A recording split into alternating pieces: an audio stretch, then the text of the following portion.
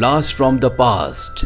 ये कहानी शुरू होती है सन 1962 से, जहां पर हमें डॉक्टर केल्विन को दिखाया जाता है जो कि एक वैज्ञानिक है। ये वो वक्त था जब अमेरिका और सोवियत यूनियन के बीच में बहुत तनाव चल रहा था। अमेरिका में हर जगह ये अफवाह थी कि रशिया कभी भी अमेरिका के ऊपर परमाणु बम फेंक सकता है। इसीलिए डॉक्टर केल्विन ने अपने बैकयार्ड में एक अंडरग्राउंड बंकर बनाया होता है जो कि परमाणु बम से बचने के लिए पूरी तरह से सुरक्षित होता है। अब डॉक्टर केल्विन के घर पर पार्टी होती है, तभी ये टीवी पर न्यूज देखते हैं जिसमें अमेरिका के राष्ट्रपति रशिया को कह रहे होते हैं कि हम तुम्हारे परमाणु बम से नहीं डरते और उसका जवाब देने के लिए हम तैयार हैं। अब डॉक्टर केल्विन को लगता है कि परमाणु वॉर शुरू होने वाला है, इसीलिए सबको कहते हैं कि आप सब अपने घर पर जाओ, और वो खुद भी अपने घर के बैकयार्ड में जो बंकर होता है उसके अंदर अपनी पत्नी को लेकर चले जाते हैं जो कि प्रेग्नेंट होती है। उसी रात को उनके घर के ऊपर आसमान में एक फाइटर प्लेन को दिखाया जाता है जिसके इंजन में खराबी आ जाती है और उसका जो पायलट होता है वो उस प्लेन से निकल जाता है। वो प्लेन क्रैश होकर सीधा मिस्टर केल्विन के घर के ऊपर आकर गिरता है, जिससे उन्हें लगता है कि अब परमाणु वॉर शुरू हो चुका है।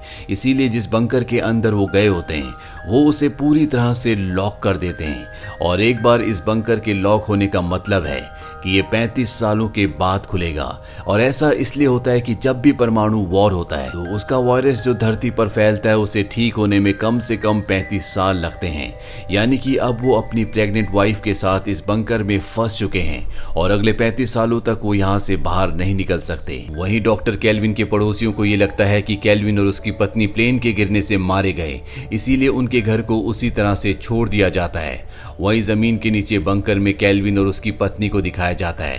केल्विन एक वैज्ञानिक है, इसीलिए उसने यहाँ पर 35 सालों के लिए हर एक चीज को पूरी तरह से पहले से अरेंज कर रखा होता है, यानी कि ये 35 साल तक इस बंकर के अंदर सरवाइव कर सकते हैं। अब कुछ दिनों बाद उसकी पत्नी एक बेटे को जन्म देती है।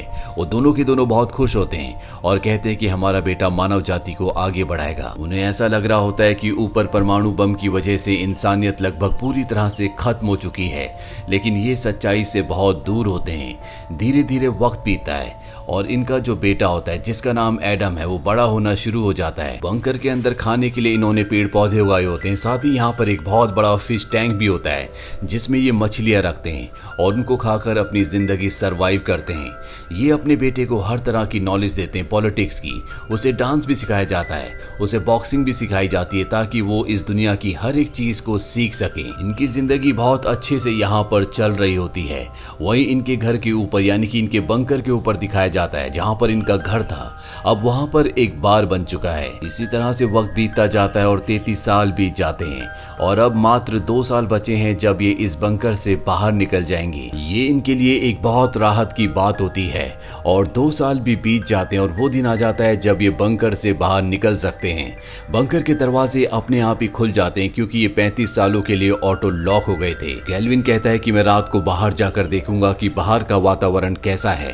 रात को वो अपना येलो कलर का सूट पहन लेता है जो रेडिएशन से बचने के लिए बनाया गया होता है और लिफ्ट से ऊपर जाना शुरू करता है। जब लिफ्ट चलती है तो वहां की जमीन थर्रा उठती है।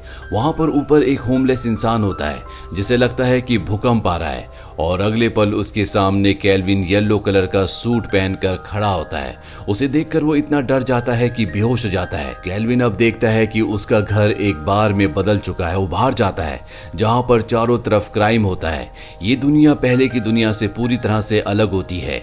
यहाँ की टेक्नोलॉजी इतनी हाई होती है जिसके बारे में केल्विन ने कभी सोचा भी नहीं था। लेकिन इस वक्त में गरीबी और क्राइम बहुत ज्यादा होती है। केल्विन सोचता है कि सब लोग म्यूटेंट हो चुके हैं, इसीलिए वो वापस बंकर में आ जाता है और अपनी पत्नी और बेटे को कहता है कि बाहर की दुनिया पूरी तरह से बदल चुकी है, वो सुरक्षित नहीं है, वहां पर बहुत ज्यादा क्राइम है, लोग म्यूटेंट बन चुके हैं, हमें यहीं पर रहना होगा। ये बात सुनकर केल्विन की पत्नी अपना आपा खो बैठती है। वो पिछले 35 सालों से इस बंकर के अंदर कैद है और वो इसके अंदर और नहीं रहना चाहती, पर केल्विन उन्हें समझा देता है।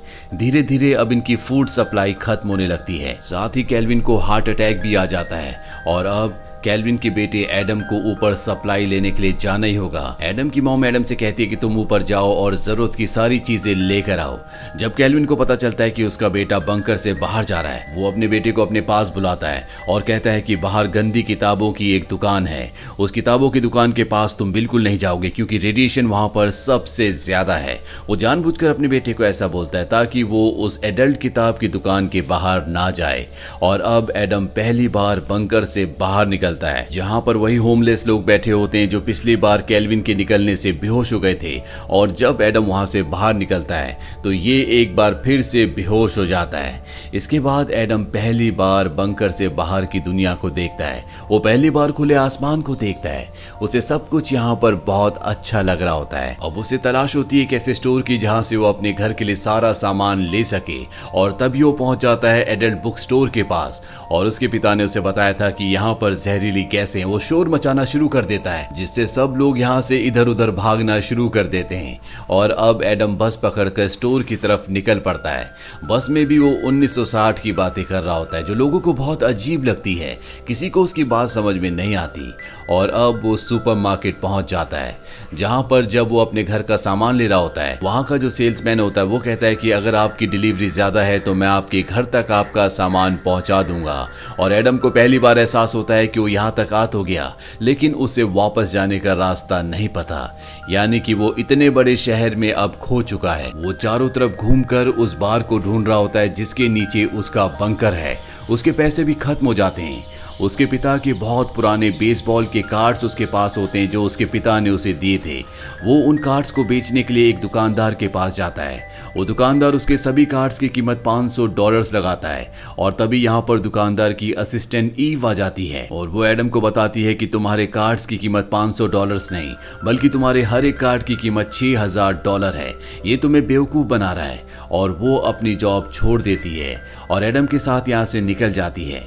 एडम को ईव बहुत अच्छी लगती है क्योंकि उसने उसकी मदद की थी, उसे सच बताया था। इसके बाद एडम उसे कहता है क्या तुम मुझे एक होटल तक छोड़ दोगी जो उसकी मॉम ने उसे बताया था। और बदले में वो उसे 2 कार्ड्स देना चाहता है। ईवा उसे होटल तक छोड़ देती है। एडम उसे 2 कार्ड्स देता है और ईवा यहाँ से चली जाती है। पर अगले दिन एक बार फिर से वो उसके पास आती है क्योंकि उसे लग रहा होता है कि उसने एडम जो कि बहुत ही शरीफ है उससे कार्ड्स लेकर अच्छा नहीं किया। वो उसके कार्ड्स वापस लौटा देती है।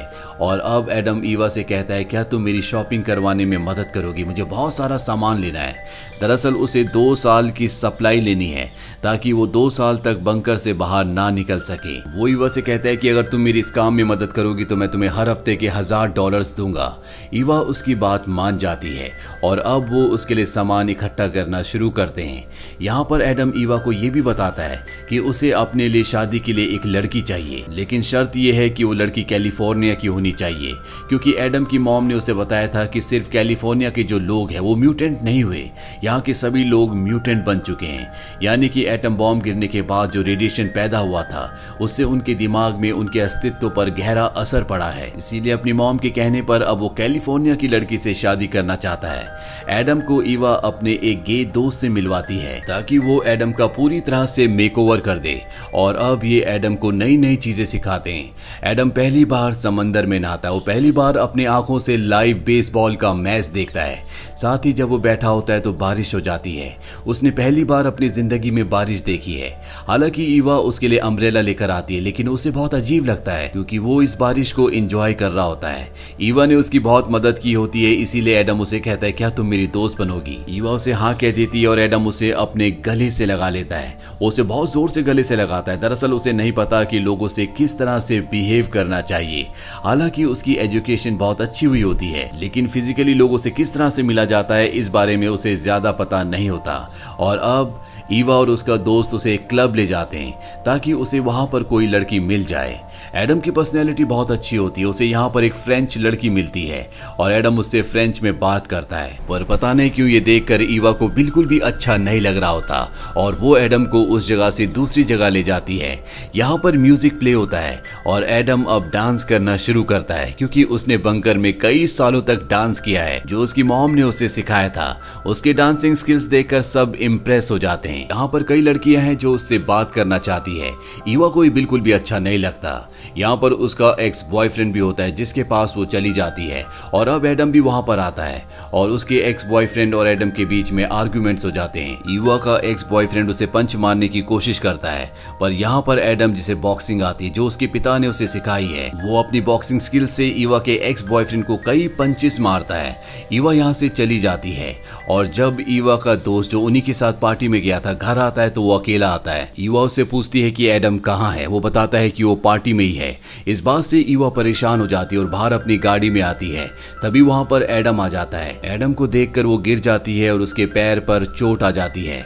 एडम उसे अंदर लाता है और बताता है कि पार्टी में जितनी भी लड़कियां थी उन सबको उसने मना कर दिया क्योंकि वो उसी के बारे में सोच रहा था। और इसके बाद ये दोनों एक दूसरे से अपने प्यार का इजहार करते हैं और एडम उसे अपनी जिंदगी का सारा सच बता देता है। वो कहता है कि पिछले 35 सालों से वो बंकर में था, वो उससे शादी करना चाहता है और वो चाहता है कि शादी के बाद ईवा उसी के साथ बंकर में रहे। ईवा को लगता है कि इसकी दिमागी हालत खराब है और वो उसे जाने के लिए कहती है।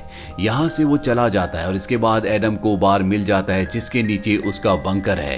वो ईवा के पास आता है लेकिन ईवा ने यहाँ पर एक साइकियाट्रिस्ट और उसकी असिस्टेंट को बुलाया होता है ताकि वो एडम का ट्रीटमेंट कर सके। और जब वो एडम को लेकर घर से बाहर निकलते हैं तो एडम भागकर गाड़ी में बैठ जाता है। वो ईवा से कहता है होटल का बिल पे कर देना, साथ ही वहां पर मेरा सामान है, तुम उसे कलेक्ट कर लेना। अब ईवा और उसका जो गे दोस्त है जिसका नाम ट्रॉय है, वो दोनों के दोनों होटल में उसके उस रूम में जाते हैं जहां पर उन्हें उसका बहुत सारा सामान मिलता है और ये सारा का सारा सामान 1960 का होता है, जिसे देखकर इन्हें समझ में आ जाता है कि एडम जो कुछ कह रहा था वो सच कह रहा था।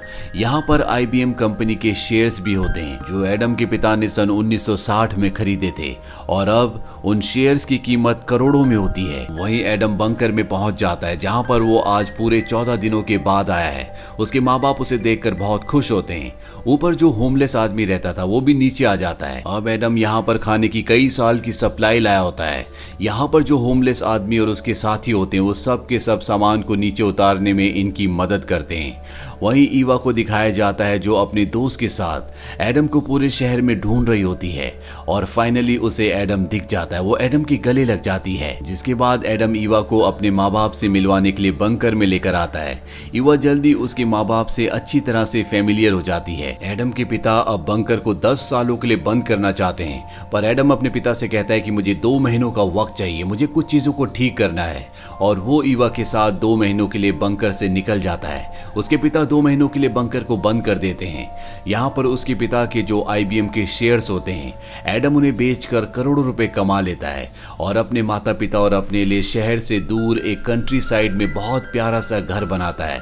और ये घर ठीक उसी तरह से होता है जैसे 1960 में उनका घर हुआ करता था। इसके बाद वो अपने माता पिता को इस जगह ले आता है और अब वो अपने पिता को बताता है कि 1960 में कभी भी परमाणु वॉर नहीं हुआ था और उनके घर के ऊपर जो गिरा था वो एक फाइटर प्लेन था जो क्रैश हो गया था।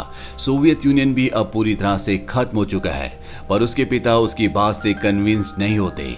वही ईवा को दिखाया जाता है जो अपनी एंगेजमेंट रिंग से खेल रही होती है और तभी वो एडम के पिता कैल्विन को देखती है जो घर के पीछे बंकर बनाने की तैयारी कर रहे होते हैं। और इसी के साथ ये फिल्म, ये कहानी यहीं पर खत्म हो जाती है। ये फिल्म ईयर 1999 में रिलीज हुई थी। IMDb पर इसकी रेटिंग है 6.7। उम्मीद करते हैं कि ये कहानी आपको पसंद आई होगी।